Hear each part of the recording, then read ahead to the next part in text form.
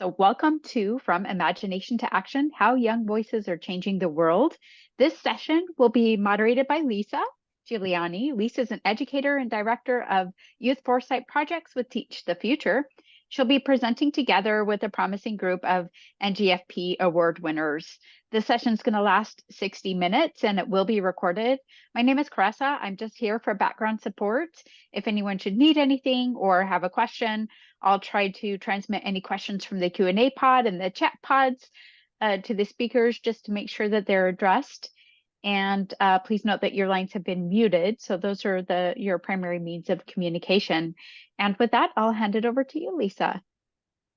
Thank you. That's such a smooth transition. I appreciate it. And welcome. I'm so excited to welcome our youth panel. Again, I'm Lisa Giuliani, and I currently serve as the Director of Youth Foresight Projects with Teach the Future. And today, our special guests, our youth panel, they are the next generation foresight practitioners, Young Voices Award winners, okay? NGFP YV Awards for short. And these awards aims to amplify youth voices and showcase their drive to create positive change.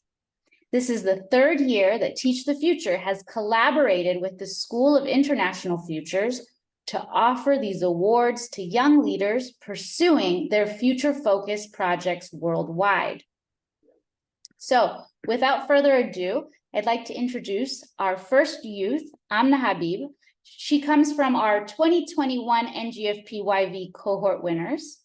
She's from Pakistan, currently an undergraduate at the University of Toronto. She's 18 years of age, founder of BloomEd, where she designs safe innovation spaces and helps marginalized female adolescents build their futures. Amna is a recipient of multiple awards, Lester B. Pearson Scholar, the finalist Chegg Global Student Prize, and featured in UN Malala Fund and an international speaker with over 7 million views. We're really, really lucky to have Amna as Teach the Future's youngest team member. So without further ado, Amna, would you like to share a little bit about your NGFP YV award and your project? Thank you so much, Lisa. I'm really glad to be here today and be part of this youth panel with all of these amazing young people from around the world. So as Lisa has already mentioned, I am the youngest team member on the Teach the Future team, and my main focus within Teach the Future is the Young Voices Network, where we have all of these different programs and events for young people around the world, including the Future Leader Program and World Futures Day, NGFP, and all these amazing things for young people. So I'll start off with a little bit of a backstory and share how I got to where I am today. So I grew up in Pakistan, and for me as a young woman growing up, it was very difficult to imagine being able to build a future that I wanted. So it was more so I would feel dictated already as it would be for any other young girl. So you don't have the ability and the option to really choose what you want to do or explore what you want to do because of the limited opportunities available. So for me, the COVID-19 time period was when I was able to explore this online world of learning and education, and I found out about all of these amazing resources and tools that were available to me despite wherever I belonged from. As long as I had an internet connection, it was all set. So I started off with online learning. I completed lots and lots of courses, just explored basically what it feels like to experience different education systems that were very new to me. And then in August 2020, that is when I started BloomEd. And initially, we started off really small, so just doing sessions and programs for young girls in my community, and then expanding bit by bit. And so far, we've impacted around 2,000 young girls all over Pakistan and many more around the globe as well through other programmings. And I came across Teach the Future in 2021 when I applied for the NGFP Young Voices Awards. For me, foresight and future thinking were really new concepts that I knew that I was implementing, but unconsciously. So seeing that there were actually concepts that people work on and produce content on and do programs about was really interesting to see. So I was very excited to be an NGFP runner-up in 2021.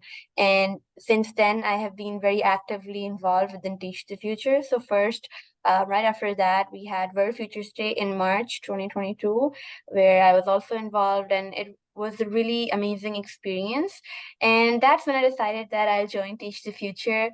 So my main goal with Teach the Future is within the Young Voices Network, which me and Lisa, we co-founded last year in 2022, and it has been such a amazing experience helping other young people from all around the globe learn about futures thinking and helping them and supporting them in their projects and ideas and bringing them to life. So that's a little bit of a description for my work and Teach the Future. Lisa, do you have anything that you're looking for me to answer specifically? Yes, I have some more questions for you, Amna, and it has been a delight working with you and building the Young Voices Network. And I guess so the next question we want to know is what do you hope to achieve in the next 5 to 10 years? Yes, that's a great question. So currently I started my undergrad in September this year, so fairly new. I'm in my dorm right now. And in the next 5 years, I see myself having completed my undergrad degree and starting grad school. So on a career basis, on a personal level, I'm hoping to do cancer research, so working in that area. So I plan to go to grad school, and then if you're talking about 10 years, probably graduate grad school and start working in the field doing research work. So those are my career oriented goals. And then on the side of Bloom Ed, and because currently Bloom Ed has been on a pause because of the flood situations in Pakistan last year and everything that has been going on, I decided to put it on a pause and re-strategize how I want to go forward with our projects and programs. So I see myself in the next 5 years having expanded the impact that I can achieve with the help of other individuals in helping other young girls all around the world to learn that they can also have a future. So those are my goals for the next 5 to 10 years.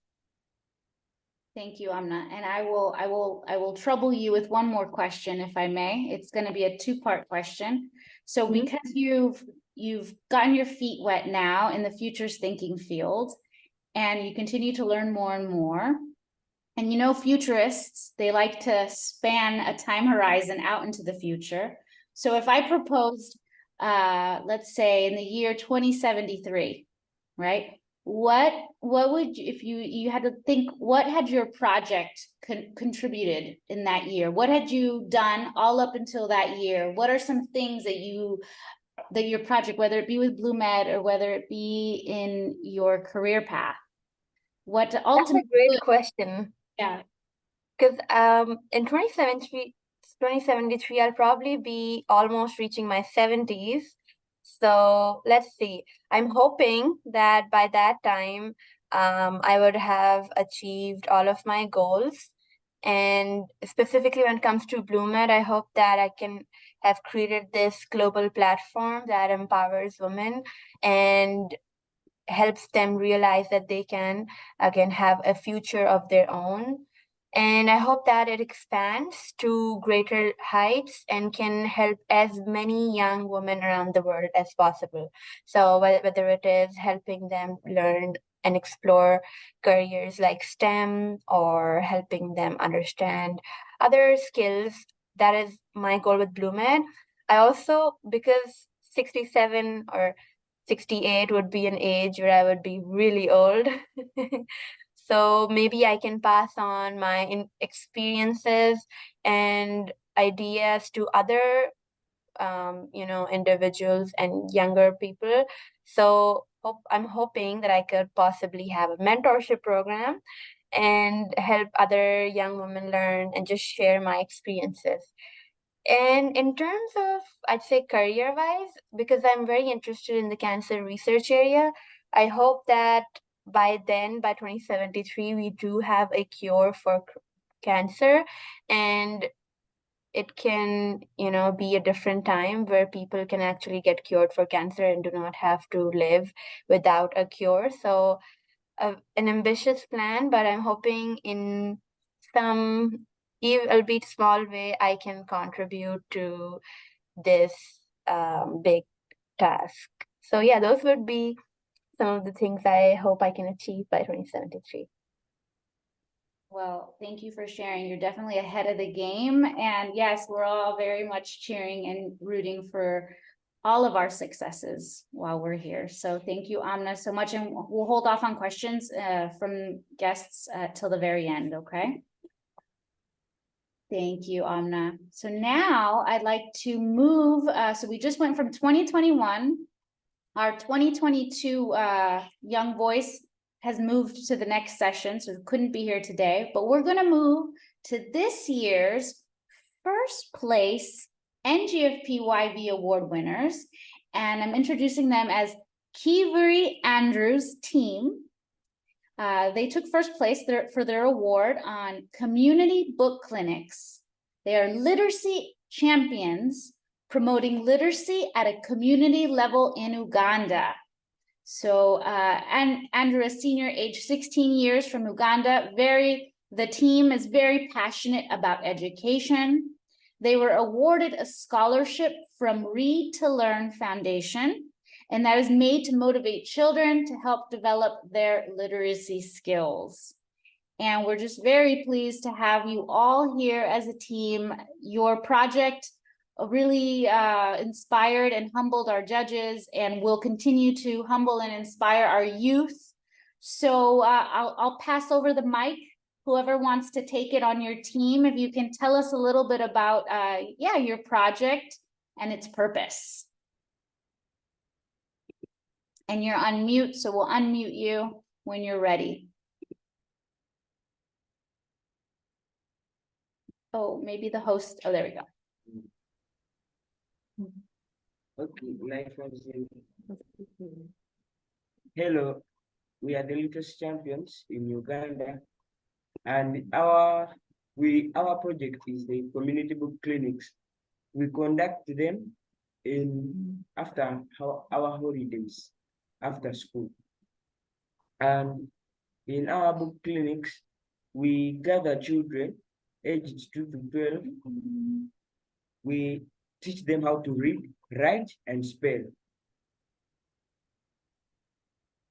That's it. I would like to supplement on Andrew's information. Our project is community book clinics, and on this project we mainly focus on making sure that every child has the access to foundational education, since some communities in Uganda have parents who do not earn income to take their children to nursery sections. So through these community book clinics, we can educate the children about those nursery things. Then we help them excel academically when they go to school. Thank you. Thank you all. Let me ask, what was the motivation to start this? And was it as a team? What was the motivation? Was there a mentor? How did you all get started? Youth want to hear. How do you get started on something like this? I would like to inform you. This started when we saw our fellow during the COVID drop out of school, and then we developed a mind of sense and said, let's start educating our siblings. Like, it kept on moving on, and then we increased the number from our homes to the communities, and then we want it to enlarge. Yeah, that was our motivation. That's really wonderful. I'm hearing something that echoes that you start with your siblings, you start with the people around you, and then friends and neighbors join in as well. It's like the community builds that way. It's beautifully said. I guess my next question is, what does receiving this prize mean to you all? So receiving this award winnings, what are your plans now? What are your plans with the award-winning prize? Yeah, on our award, we can use our award to enlarge our community book clinics. Like, for example, we have our communities where we gather children. So we develop that environment and it's well-scaled, enlarged. And also, like, when we win this prize, we can use all whatever that you give us to make sure that every child in Uganda who does not have the ability to go for the foundational education has that right to do so. Thank you. Yeah, also we can buy materials. For example, some pencils, play-based materials like abacuses, books, storybooks, so that we read for the young ones to entertain them, love reading and writing and spelling. Yeah. Thank you. Thank you. Okay, I have another question. Who's going to take this one? So, what do you hope to achieve in the next 5 to 10 years? How do you see the impact growing in numbers or materials offered? Where do you see yourself in 5 to 10 years? What we hope is to get more literacy champions who are in our age to come and join us to do the same thing that we are doing now in order to develop our country, Uganda. And we can also make sure that other communities have the access to this and to this program, and also to make sure that we motivate more and more and more fellow teenagers to come join hand in hand with us to impact Uganda. Thank you. Thank you. And I will say that your passion in this project, it resonates, it shows, because it's almost 1, 2 in the morning and you were able to still make this meeting and still share with the world your thoughts and everything that you're accomplishing, that you continue to accomplish. So it really does show, and we appreciate you all so much for taking that time. I have one more question for you all as a team, or whoever wants to take it. So in the year 2073, okay, futurists like to think very, very far down the road. What have you accomplished? If all students, if all youth in Uganda are now part of this literacy champions, what are some changes happening in your community that 2073, okay? What have you done? Tell us. We would have made sure, we would have accomplished our goal of making sure that every district in Uganda has the access to foundational learning, and also we would have accomplished our goal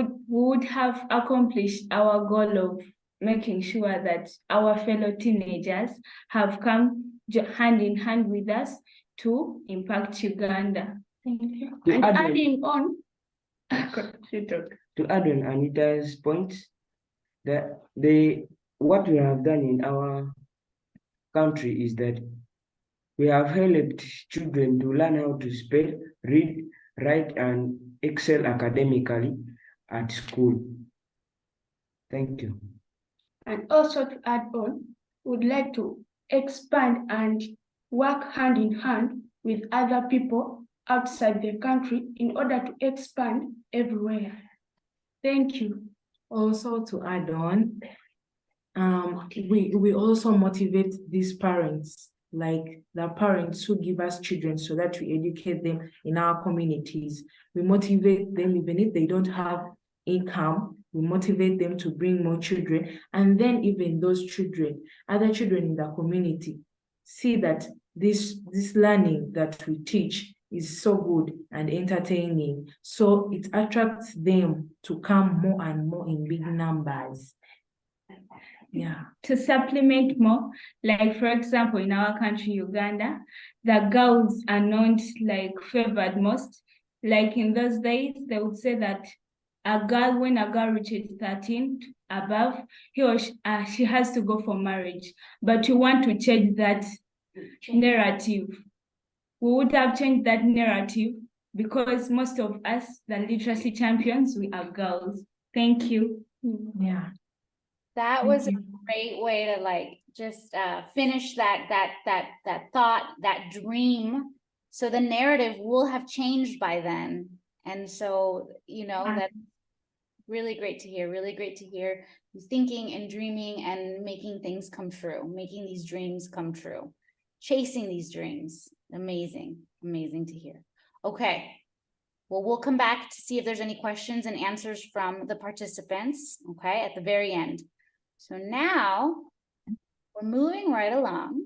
This next team comes from Peru, and they were this year's NGFP YV runner-ups. So I'm going to introduce to you Luciana Chu, 18 years of age, passionate about making a change within her community.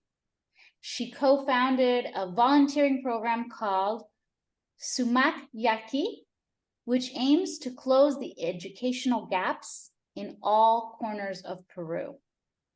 Teammate Angel Guzman, a 17-year-old with a burning passion for making a difference, he aims to empower unprivileged students through impactful education-focused public policy initiatives. He currently leads SDG 4 aligned social projects and has a profound interest in studying Peruvian politics. And last but not least, Andrea Orr, 17 years old, co-founder of Sumak Yaki. She believes that the reality we dream would be possible if we empowered young people to start the change we need. So for this reason, they seek to impart knowledge and opportunities to new generations. This is another power team. So glad to have you all here. And I'll throw out the question and then whoever wants to take it over can. So you want to tell me a bit about your project, anything that I may have left out, and some impacts that you've have achieved or hope to achieve in your country. Yes, of course. Hi, Lisa. Hi, everyone. Thank you so much for the introduction. We as a team are very honored to be part of this international conference. Well, to give a little bit of background, Sumagyachai is a Peruvian nonprofit organization that provides cost-free, high-quality academic and extracurricular programs for underprivileged high school Peruvian students to pursue their passions and grow holistically. The project that we presented to NGFP Awards is titled Design Your Future Footprints, that aims to offer a one-month extracurricular focused program in leadership and design thinking training for 9th graders. These 9th graders are enrolled in state schools in Puente Piedra, a district in Lima. You may wonder, why 9th graders? It's because they are in the midst of their human development. And at the end of this course, a project contest will be held to showcase what they have learned. The winning teams will be awarded books, school supplies, and certificates. And the winner finally will receive $200 of funding to realize their project. I don't know if Angel would like to add something. Yeah, sure. In this way, we seek to contribute to their quality education by offering a holistic preparation centered mainly on nurturing soft skills.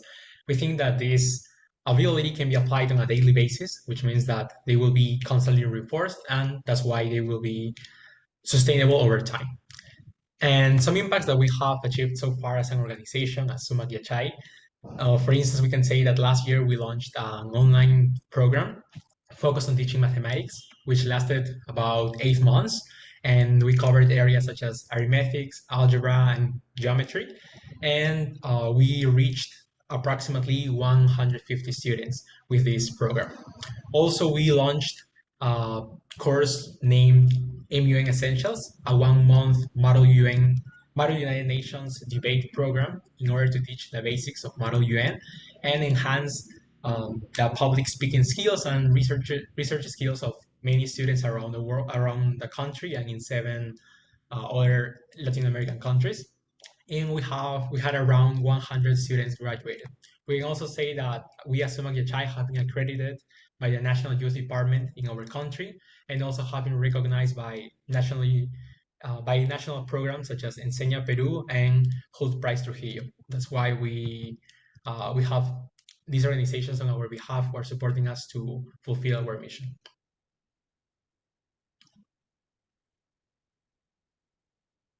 Thank you. Thank you. Someone in the chat box, we'll drop in some answers momentarily. I'm very curious. So the three of you applied for the awards, won the awards, but I'm really curious how it all got started. Were you in school together? Were you, how did this all, how does a group of youth come together to start such a large and meaningful project?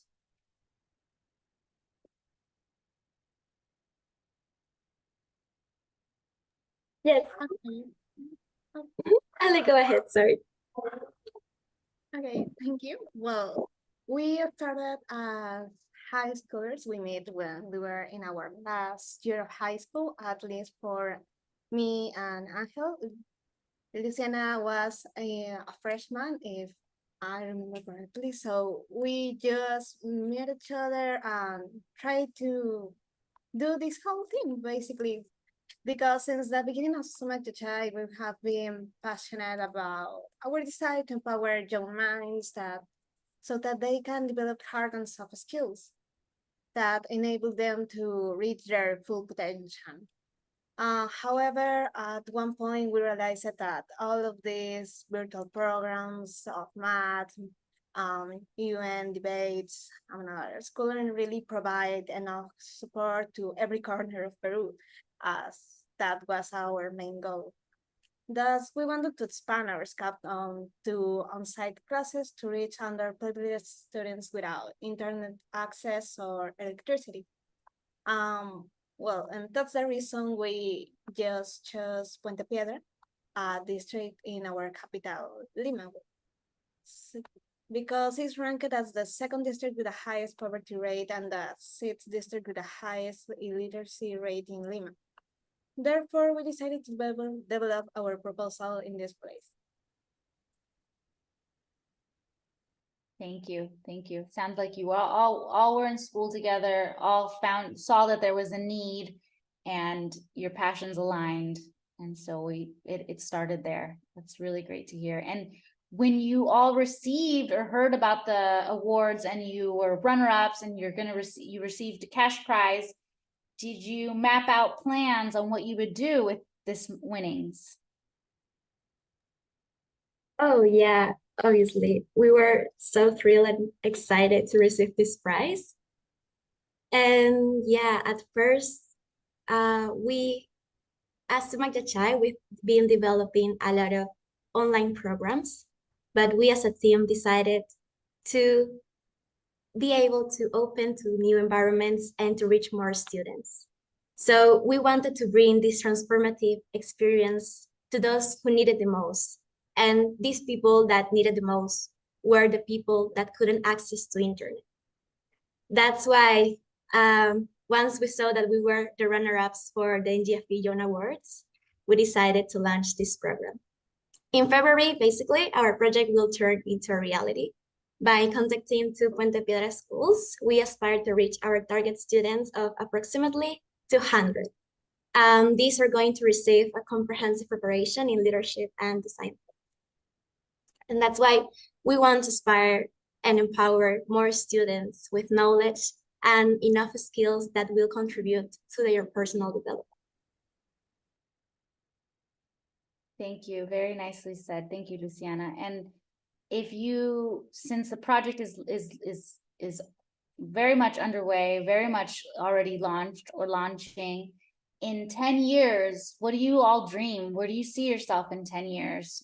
Whether with this project or personal endeavors in 10 years, yeah. Who wants to take that? All of you.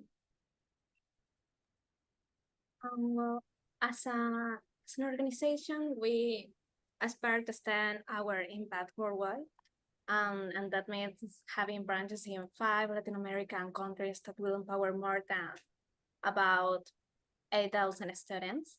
We will be leading a movement for a transformative education in which students are equipped with high quality holistic education. As we recruit more international volunteers, that's our goal. We will develop in-person courses in more than 20 regions apart from our virtual cohorts. Our mission will stay the same, however, of help unprivileged teens without access to quality education so that they can possibly impact their community and follow higher educational levels. And what I heard was it's going to grow and maybe even grow outside of Peru and even more Latin America, like just expand. So that's really great. So in 2073, that's the time horizon I was given for you all. So in 2073, you've accomplished everything. So what is that? What does that look like in 2073? Where are you? And what is that ultimate accomplishment? That's the futures thinking part. It's the dreaming big part.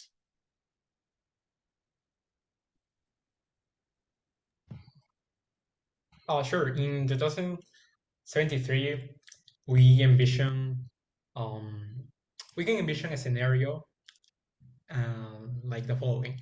A child from any part of the world who is able to make changes in their community, who has the necessary abilities to express his ideas or her ideas in order to develop plans to reach more students, and in that way impact positively in their communities, because they are the next practitioners who will guarantee a future for themselves and their communities. And in this way, in 2073, we plan to leave our mark on the world while helping youngsters, while helping teenagers to leave their own mark as well. Thank you. I love that example, that scenario that you gave. That's really insightful, and futures thinking is all about scenarios. And so thank you for sharing. We will come back. We'll come back to this group. Let's move on to our final youth panelist, who is one of our top 10 recognized winners this year, Gabriela dos Santos, who is passionate about mathematics, foreign languages, and technology. She created education projects for low-income youth and taught Korean and Spanish to over 200 Brazilians. Wow. Since the age of 17, she has been an independent application developer, creating solutions to study mathematics and combat violence against women. She strives to transform lives through quality education and equality for all in Brazil. She believes that education and technology are powerful tools to change the reality of poverty, lack of opportunities, crime, violence against women, all of which she has experienced and witnessed in her life. Well, thank you so much, Gabriela, for being here. And last but not least, please tell us a little bit about your winning project. Okay, hi everyone, it's such an honor to be here. And well, I'm the founder and leader of Colorar, a mobile app created to address the pressing issues of gender-based violence and gender inequality in Brazil. And the app has a crucial mission to offer holistic support to women before, during, and after reporting violence against women. From the moment before reporting Colorar, the application offers a wide range of educational resources for women, covering diverse topics related to their social, financial, legal, sexual, and reproductive matters, providing users with vital information for making informed decisions. It also has a forum that allow users to interact and help other users who may be experiencing challenges, and a gallery proof that provides a secure storage area for users to store private audios, files as evidence of their situation. And during the reporting process, Colodar has a central hub for users looking for assistance, and it offers reporting channels, Color AI, and artificial intelligence to get quick answers, connecting with volunteer psychologists to professional assistants, locating social workers in their area, and accessing volunteer attorneys for legal assistance if needed. And after reporting, if the woman relied financially on the abuser, she has a shop to sell her product or service, and other users may purchase to help other women. Also, women can contribute to the community by sharing the cases on the forum if they successfully reported. How was the experience during the application? How was the total process, so that women can motivate other women to be courageous and to try to reach freedom. So Escalator is marketed to any women that is victim of domestic violence, or anyone who knows someone who's a victim of domestic violence and has access to a basic smartphone in Brazil. Our goal is to strengthen, empower, and give a voice to all women so they can be free. Wow, those are some goals. And would you, where in the process, Gabriela, are you with this project? So for example, do you have some numbers, some impacts already, or this is still very much underway? Yes. So besides the app hasn't been launched yet, we have impacted more than 500 people by doing extensive user research, pitching the application, and engaging with psychologists and attorneys who are the key features on the app. So recently, back in beginning October, this month, I competed in the largest techpreneur competition in the world, that is Tech Innovation Challenge, and Colorado ranked top 1 out of more than 2,100 applications in the world, and I received 3,000 in funding, as well as I pitched in person to Silicon Valley companies like Oracle. And nowadays, thanks to this competition and the networking I did there, I'm establishing partnership with UNICEF United States and the UNICEF of Brazil to further action on the app. And as the application is very, very complex, because we deal with geolocation of our users, we deal with storing private files of this situation as proofs. Also, me and my team, we are walking towards data privacy organizations to do partnerships and to really do this, basically this research, and understand what are our limits, what should we do, how can we make this application be legal and be very safe to the users. Amazing, amazing. So yeah, your project is well underway, and it's just the nuances happening now, which is the app and how much more reach when accomplishing that. So that's really great to hear. Gabriela, and I'm going to throw this to you. In 10 years, what are you hoping to have achieved in 10 years, personally and or with this project as well? Personally, I'm gonna get PR this year, and I'll be applying to universities. So in 10 years, I hope already to have graduated with a bachelor's degree and go for a master's, probably in computer science or something related. But in terms of the project, in terms of Colorar, initially our objective is to help 5,000 female victims in Brazil in the process of completely reporting, but having more than 50,000 active users.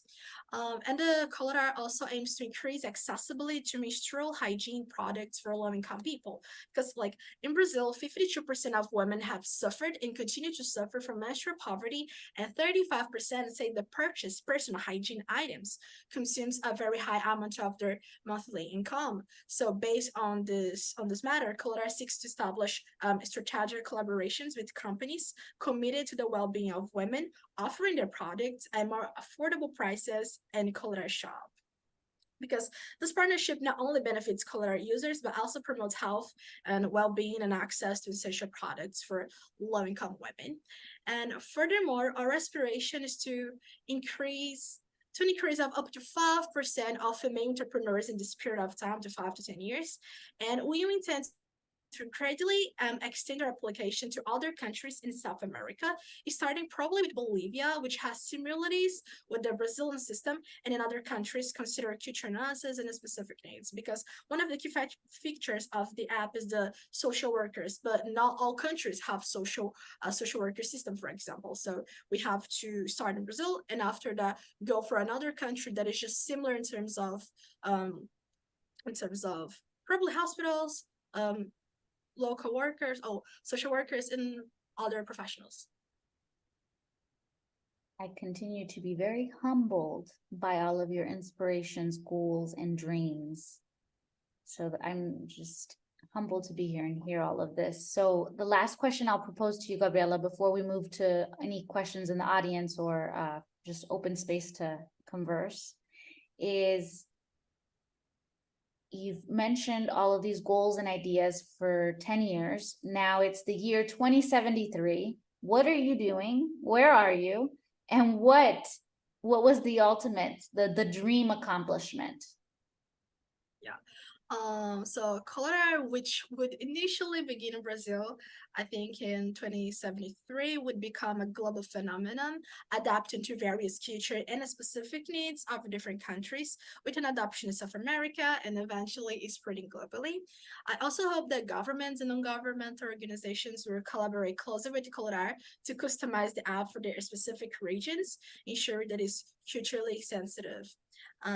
Again, by 2073, the rate of female entrepreneurs will have increased by 25% globally, and directly impacting women's economic empowerment and contributing significantly to their overall independence. Also, over the years, Colorado will have contributed to 40% increase in reported domestic violence cases globally. And more importantly, it will have empowered women. I think as reporting is a very courageous action.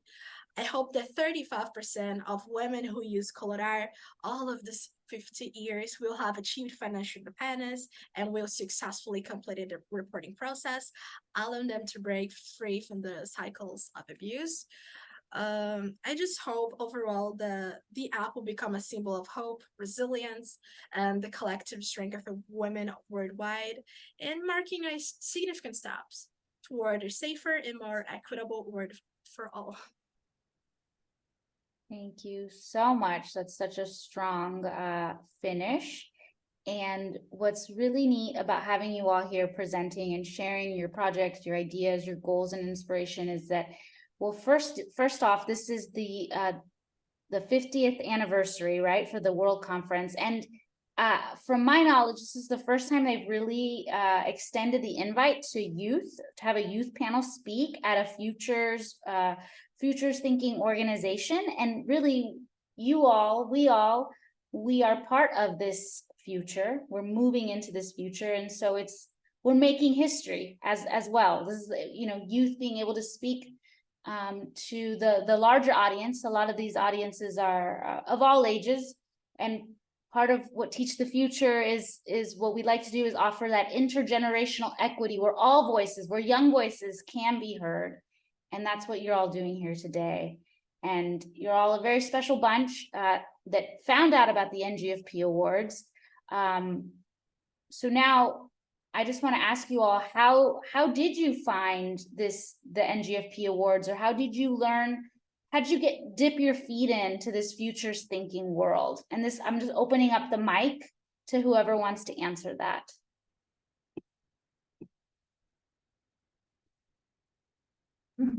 Can you pardon it? Can you please pardon the question? Yeah, the question is, how did you learn about the awards? How did you apply to this Futures Thinking Awards? Where did you find it? Where did you hear about it?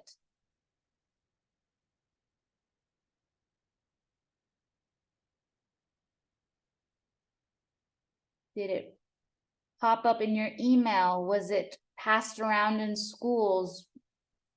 I'll share mine, even though it's been 2 years. Oh, Luciana, you can. No, go ahead, please. Okay. So for me, I do not actually really remember. I believe I came across someone's post on LinkedIn, sharing information about the award, and I was like, oh, let me learn more about Teach the Future and SWAF and Young Voices, and I happened to apply. I have really thought about it a lot, but I can't seem to remember the name of the person who posted. But that really was, for me, changed a lot of things because I did not know about Teach the Future before the NGFP Awards. And now I am very involved in Teach the Future. So it's definitely a big change. And yeah. Thank you, Amma. Yes. Well, I would like to continue. So, the very moment that I realized that Teach the Future and also NGFP Awards existed was thanks to Angel, because he found out all of this information, all of this opportunity on Instagram. And he told me, okay, Luciana, let's apply to that because it seems that it's a great opportunity and it could help us a lot to enhance and improve our service in Sumac Child. And since we needed one teammate more because the deadline was getting close and close, so we needed more hands. We asked Andrea, that's totally capable, that's a brilliant student, and she helps us also to, first of all, write the essay, write the proposal, and then we record our video to submit it in the platform of the NGFP Awards. It was truly an amazing experience, and now that I'm getting more involved in this program, it seems that it's, wow, it's a dream. Yeah. Thank you for sharing. Yep.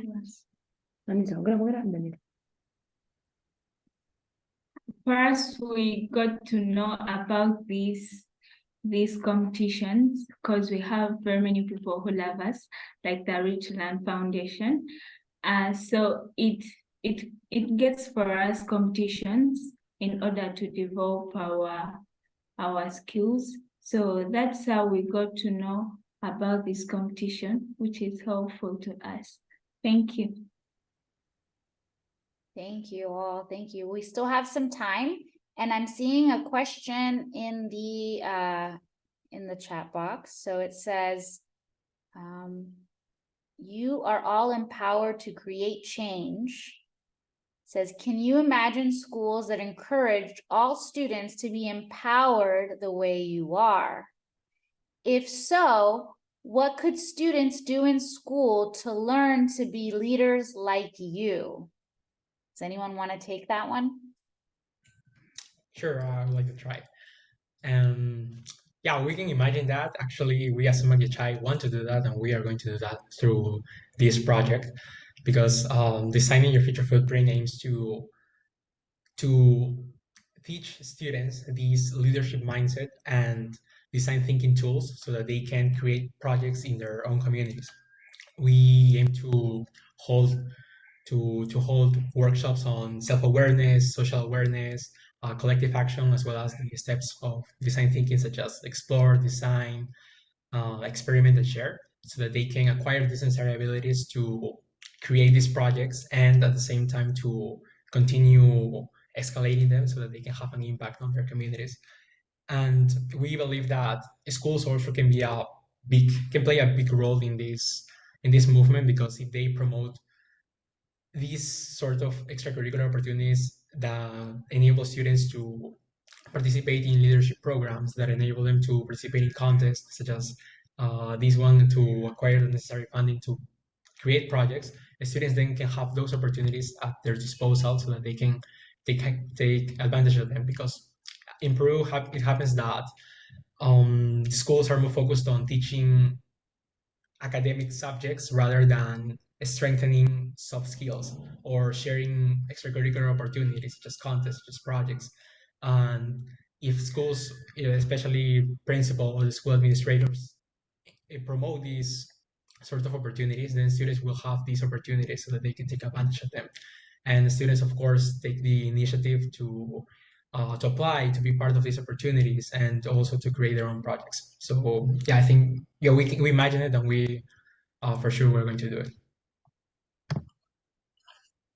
Thank you. What's really sweet about each of your projects is that they all have an element of education in it. So you're all educating something or someone one way or another. It's and like you said, if the schools focused, you know, if they had more of a balanced perspective, not just academic heavy, but also that humanitarian perspective, that futures thinking, that thinking element, some sort of like a nice relationship. If we can build a nice relationship between the two, then more youth, more we can reach more youth. We can hear more young voices and hear what they think, what they have to say. I see. Go ahead.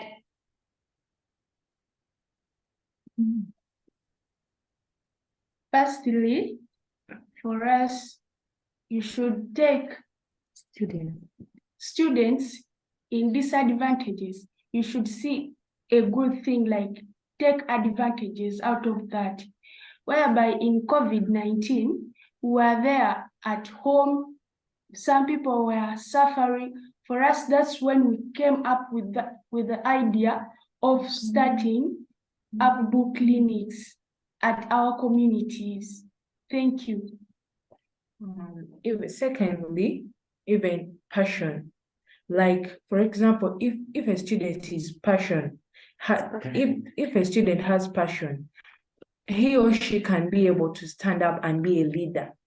Because you know your mission. Like for us, we were passionate, and then we decided we were passionate, and then we decided to start up community book clinics, which would help us help our young ones and also develop our communities from homes, communities, and then the country at large. Thank you. Thank you.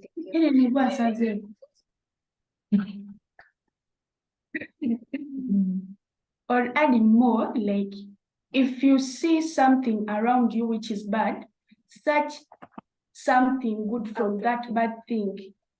That is what I was meaning, that we saw disadvantage, and then that's when we picked the advantage from disadvantage. Yeah, thank you. That was so sweet. That's so sweet. Yes, I agree. You took advantage of a moment that was open to you, and you saw it and you took it and you ran with it, and look where you are now. And look where all of you are now. Yes. So we still have a little bit of time. I'm here taking questions from any participants, anyone. You can drop your questions in the chat. We're here for just a few more minutes before we wrap up.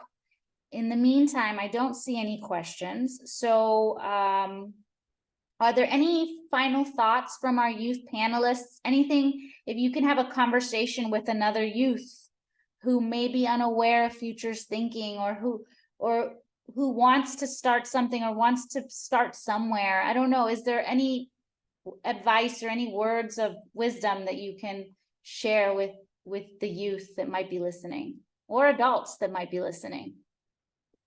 Oh, I can. Excuse me. So I think as Angel said, in Peru, there is no really offered extracurriculars opportunities, right? And in Brazil, it is absolutely the same thing that happens.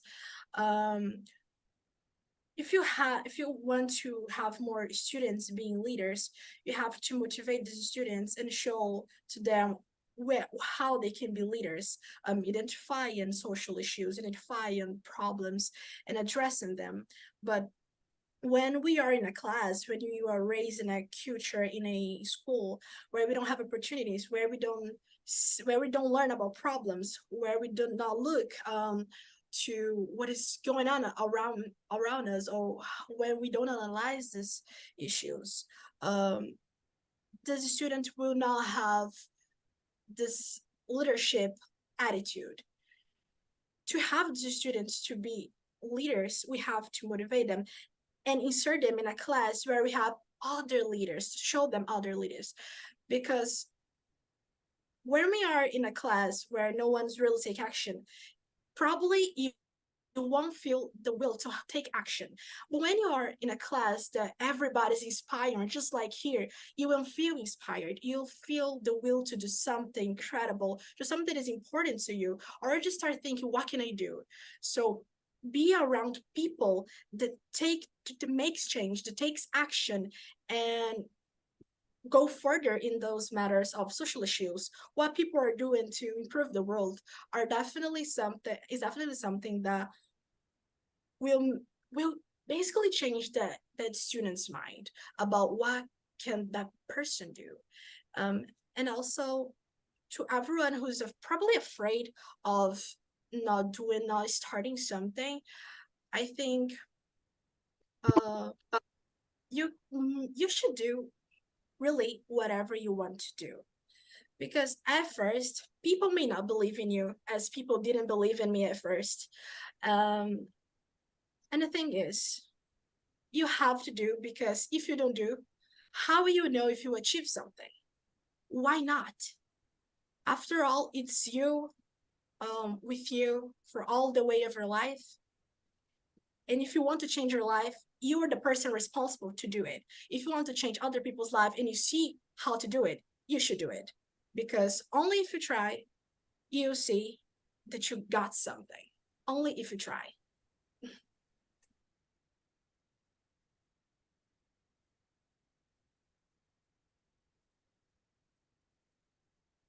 I just wanted to echo Gabriella's words, because for me as well in Pakistan, it was very similar to what all of you have described.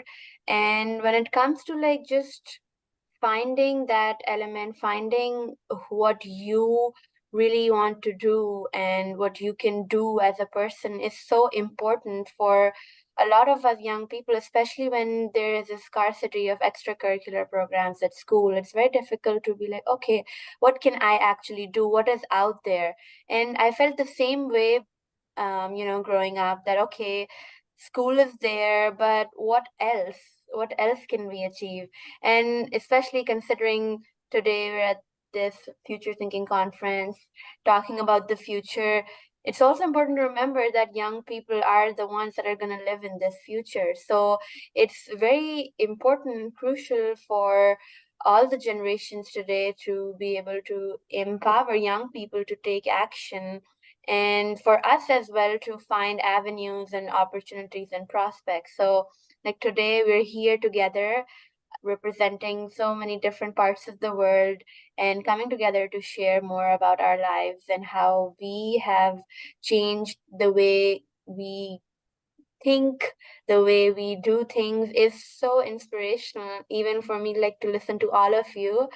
And yeah, I'm so grateful that we got the opportunity, and hope that we can have, as young people, more than just representation, but also have action available for us to take. So just wanted to send out a call before we do end this session to anyone who's listening.